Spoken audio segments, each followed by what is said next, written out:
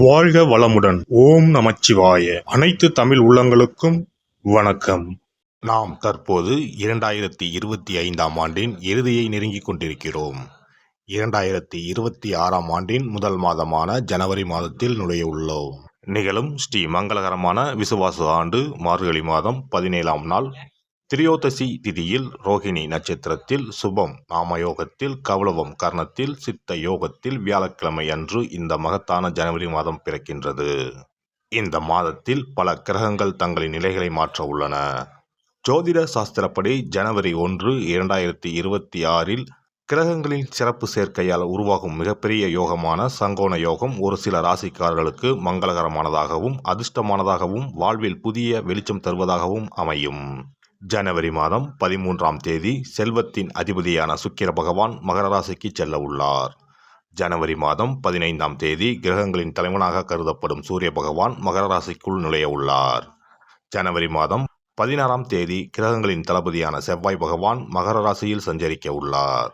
இம்மாதம் அதாவது ஜனவரி 17ஆம் தேதி புதன் பகவானும் ஜனவரி 18ஆம் தேதி சந்திர பகவானும் மகர ராசிக்கு செல்ல உள்ளனர். இவ்வாறு ஜனவரி மாதத்தில் கிரகங்கள் தங்களின் ராசியை மாற்றுவதால் அதன் தாக்கம் அனைத்து ராசிக்காரர்களின் வாழ்க்கையிலும் காணப்படும். குறிப்பாக சில ராசிக்காரர்களுக்கு அதிர்ஷ்டம் பிரகாசிக்கப் போகிறது. இதன் விளைவாக தொழில் மற்றும் வணிகத்தில் நல்ல முன்னேற்றம் ஏற்பட போகிறது.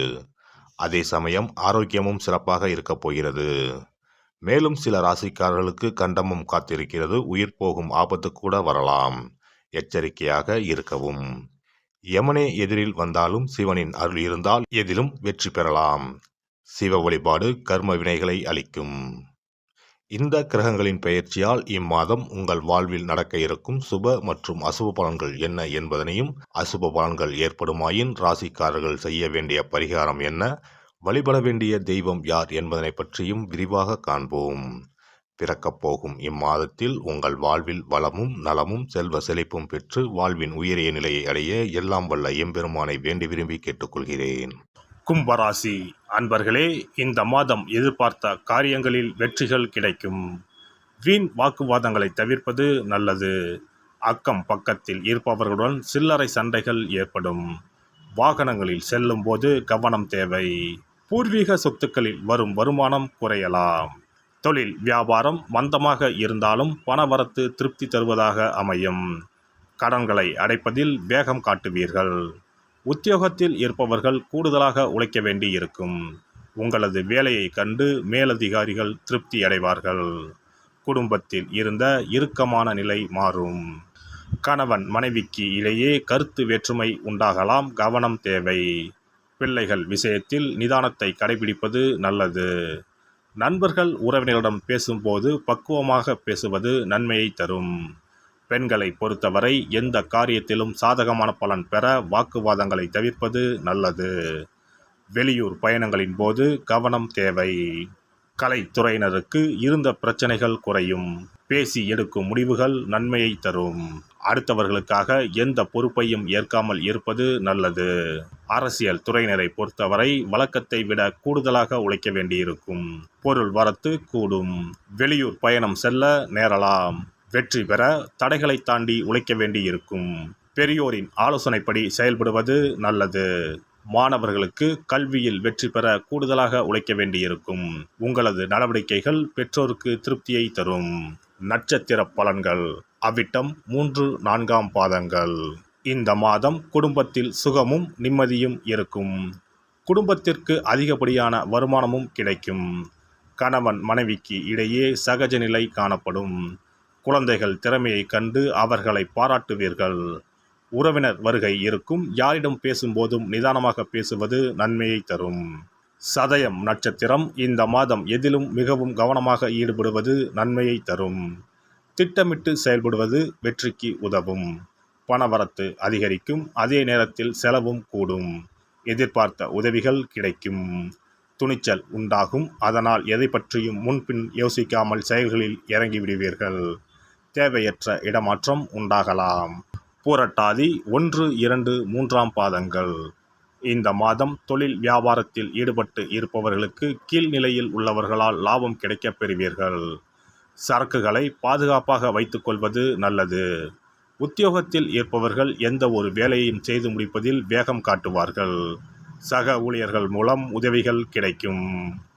சனிக்கிழமையில் முன்னோர்களுக்கு தீபம் ஏற்றி வணங்க உடல் ஆரோக்கியம் பெறும், கடன் பிரச்சனைகள் தீரும். சிறப்பு தொகுப்பு. கண் திருஷ்டிகள் அகன்று தடைப்பட்டு கொண்டிருக்கும் காரியங்கள் நிறைவேற செய்ய வேண்டிய பரிகாரம் என்ன என்பதனை பற்றி காண்போம்.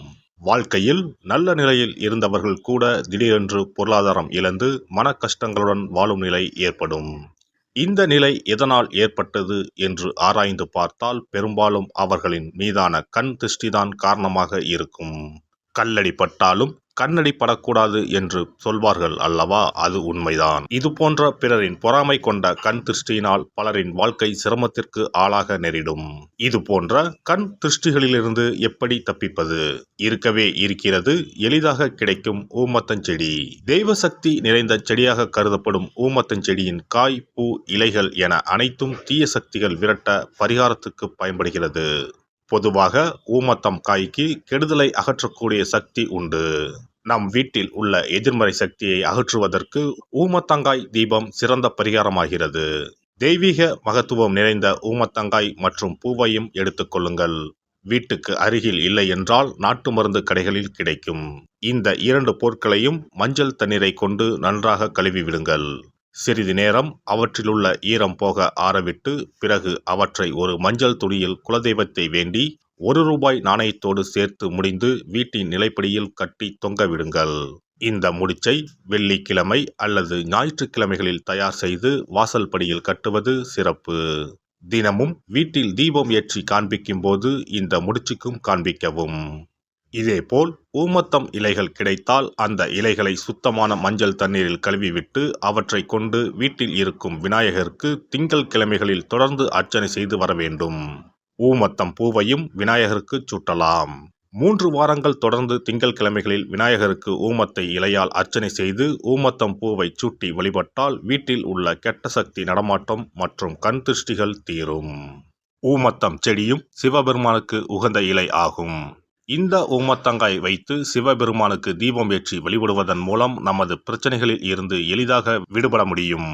முதலில் 2 ஊமத்தங்காய்களை எடுத்துக்கொள்ள வேண்டும்.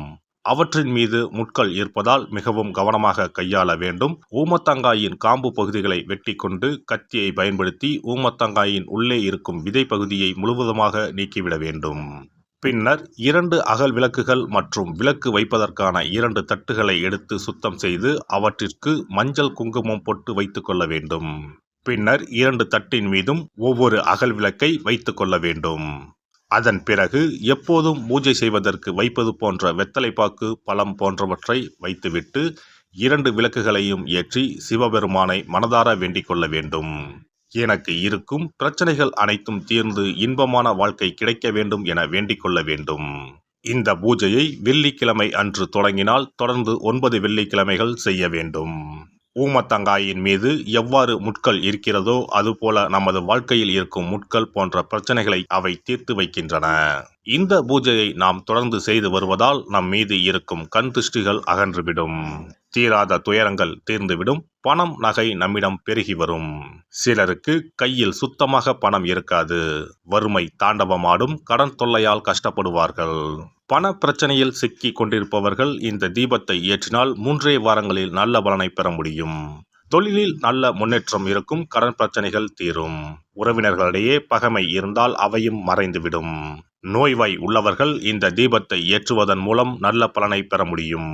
பொதுவாகவே எந்த பரிகாரம் என்றாலும் அதை முழு நம்பிக்கையுடன் செய்தால் மட்டுமே முழு பலன் கிடைக்கும் என்பதை நினைவில் கொள்ளுங்கள். எல்லாம் வல்ல இறையருளால் நீங்களும் உங்கள் அன்பு குடும்பமும் உடல் நலம், நீலாயுள், நிறை செல்வம், உயர் புகழ், மெய்ஞானம் ஓங்கி வாழ்க வளமுடன்.